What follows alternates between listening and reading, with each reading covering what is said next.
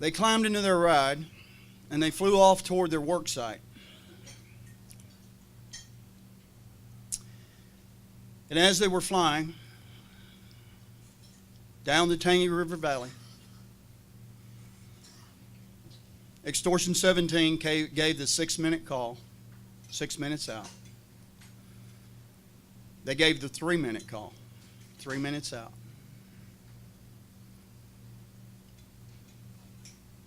As they gave the 1-minute call,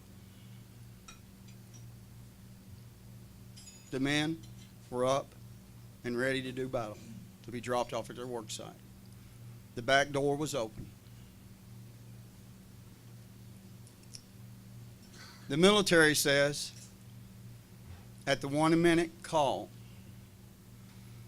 so you can visualize Extortion 17, but each time as I think about this, as the military describes the last minute of Extortion 17's flight,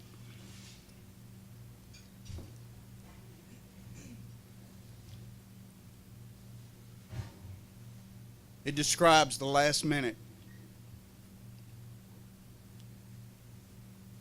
of our son's life. And that's what I can see. At 1 minute out, 3 RPGs were fired in rapid succession from a tower on a Kalat, a 2-story Kalat. That's a mud brick building in Afghanistan.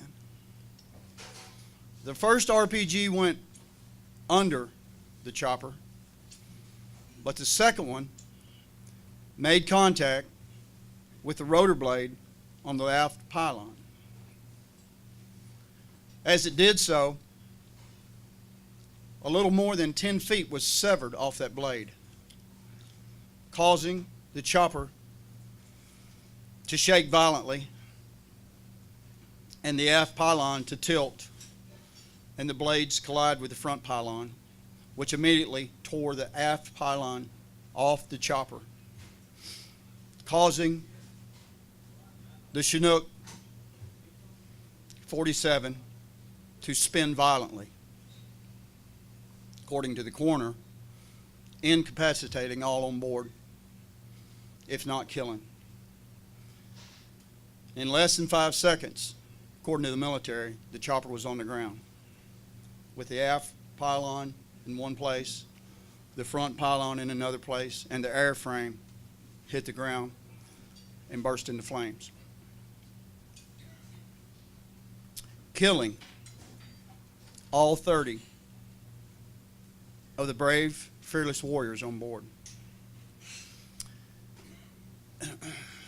You might say that they lost that night, but I would beg to differ with you.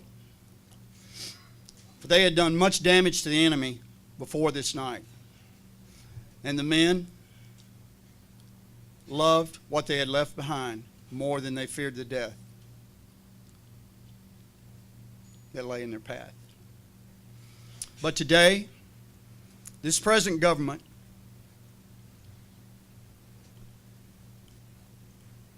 I believe has waged an all-out assault on 3 things: our individual freedom as citizens, American exceptionalism, an assault on capitalism, and an assault on the American military, which is certainly American exceptionalism. President Obama has done everything he could, I believe, to demoralize our military. The rules of engagement on the night Extortion 17 crashed were horrendous. I told you where the RPGs were fired from. That's not my story.